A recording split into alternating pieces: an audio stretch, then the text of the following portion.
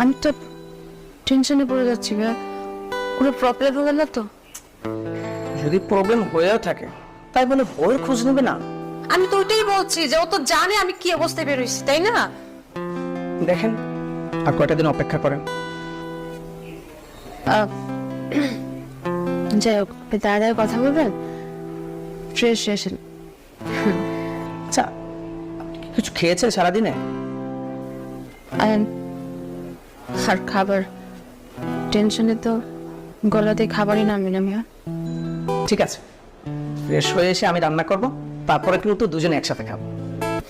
আপনি ফ্রেশ হয়ে আসেন, আমি খাবার দিচ্ছি। খাবার দিচ্ছেন মানে? খাবার কোথায় পেলেন? রান্না করেছি। আপনি রান্না করেছেন? এত কষ্ট করছেন কেন আপনি?